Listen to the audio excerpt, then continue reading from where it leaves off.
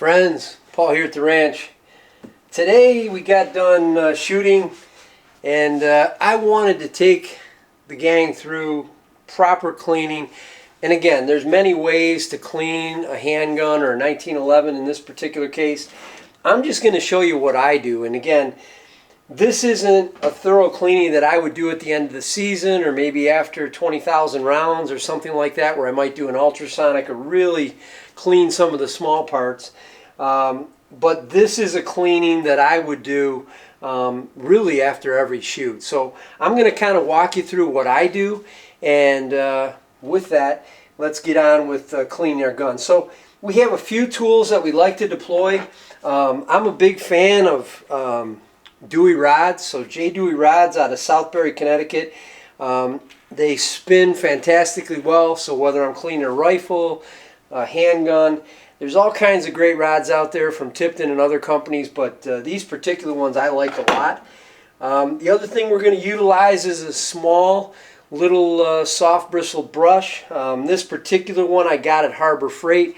I get these things in bulk. They're like, I don't know, $10 or $14 for a package of them, but they last really well, and they make gun cleaning a lot easier. We're going to need, in this case, a bristled brush, and I like using nylon bristles, especially when I'm doing handguns. I shoot a lot, so I'm going to clean the gun a lot. If I'm using a really a much more stiff brush, I don't want to in any way damage the rifling over time. So what I like to use in terms of my handguns in particular, I like to use nylon brushes. And then we have a properly sized jag for the 9mm that we're going to be cleaning today. The other thing I like to deploy is a chamber brush, and this is something a hint I got from Bill Wilson himself. So, you know, using a chamber brush I think is tremendously effective in getting rid of that fouling that, you know, gets on the chamber itself. And, you know, you don't want to have more stuff in there because you don't want it impeding on how it affects and captures the landing grooves of your rifling on your pistol. So a chamber brush is something I think is quite important. And then I'm a big fan of products from Lucas Oil. This is their CLP, which is cleans, lubricates, and protects. And then obviously I'm a big fan of the Lucas Oil. I bring this to all the matches. Pretty much every time I'm shooting, I'll have a bottle of Lucas Oil nearby to clean up and make sure that my gun is properly lubricated. So with that, let's start by breaking down our 1911. So it starts with just, again, a tip I've mentioned in one of the previous videos is I always, when I have a gun on a bench, whether I'm at a range, I always like leaving it on with the port side up. And that allows me to show others that I'm shooting with that I'm in a safe condition, and they know this gun is completely unloaded. So what I'll do is I'll bring it back to the notch on the slide stop, and I'll take it out. And now we can separate the frame itself from the slide. I'll take the spring, and in this case we have a Colt Combat unit, part of their new series of products, but it has a dual spring, which I'll talk about. But a dual spring can really add some value. You can get a lot more rounds. I can typically get somewhere around 16,000, you know, maybe more rounds before I have to change out the springs, where if I was using a standard single spring, I might be changing it out 3,000 or 4,000 rounds, something like that. Guide rod, so we've already taken that out. And now we're going to break down what we're going to take out the barrel itself. So we're going to move our barrel bushing to the side. We're going to take out our cap. Sometimes it just slides out a little bit. Yeah, let's get this little Dewey rod in there. There we go. So we got the cap. And we'll put that here. And again, the reason I put all these small parts to the side because I kind of clean them in a specific order. Now we make sure we'll get our barrel out. And our barrel bushing, really, I think a tight barrel bushing really adds to the accuracy of your 1911. So these four small parts we're going to clean. And then we can drop our link and bring out our barrel. So now our product is completely disassembled, and we'll start working on cleaning the product. So the first thing I like to clean is the lower of the gun. And what I'm really going to focus is on this breech face of the gun. So we're going to take a little bit of our CLP, and we're going to point this like that, and we're just going to be cleaning. You can see it kind of shining right up. Also get in here, clean anything out of near the ejector. Make sure these rails are cleaned up. And then I'll take a gun rag. These I usually change out every 4 or 5 months because they just get caked with solvents and cleaner and gun oil, but they work really well to get rid of the bulk of stuff. I'll clean it up. And then I'll come in with one of my secrets, which is the utilization of Q-tips. And Q-tips are tremendously effective getting in some of these little areas that you're going to want to get in. Here's the trigger assembly down in the grip area of the pistol. And clean this up. And I like to run one right through the slide stop hole. And that's really nice and cleaned up. And we'll put that to the side. Now we're going to attack the slide. So we're going to clean the breech face, the slides, the rails on the slide. Again, put a few dabs on the. What I like to do is just clean off that breech face, make sure there's no fouling on it.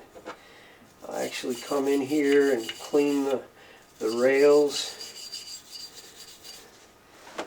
And get the big stuff out with my. Also want to make sure there's nothing, no real heavy stuff on the locking lugs. And clean that down. I'll come back in with my Q-tip. Again, I want to make sure there's no carbon on these locking lugs. I clean that up. This is a Series 80. So there is a plunger. I want to make sure there's nothing, no carbon or fouling around that plunger.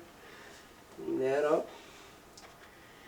And let's just go back through these rails one more time. Yep, nice. And then just make sure there's no fouling in where that barrel bushing is. And we'll put that aside. Now I'd like to address the barrel. So one of the things I like to utilize is I have in this case, a Wilton vise on my my workbench here. And we'll get back on our cleaning brush. This thing from Harbor Freight really comes in handy. So I'm going to clean up the feeding ramp. And for those of you who don't know, on a 1911, the barrel has this little feeding ramp. So there's a feeding ramp on the frame itself, but also further feeding ramp that goes on the barrel itself. Now is when I want to use that chamber brush talked about. Go in here and kind of spin it around a few times and make sure we clean up any fouling there.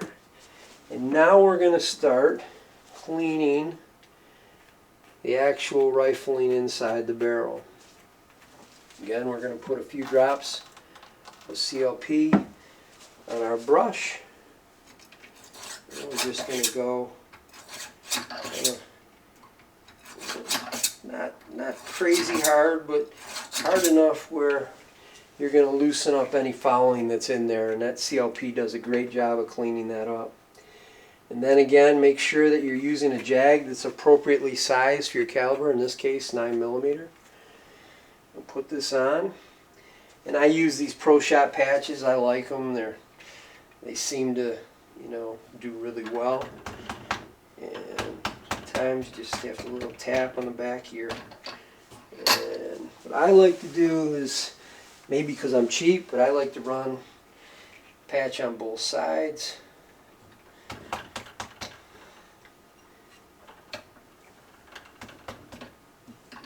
And already starting to see quite a bit of fouling come off. Let's go one more, maybe two more. And you can see that barrel's almost fully cleaned already. Just go with one more patch.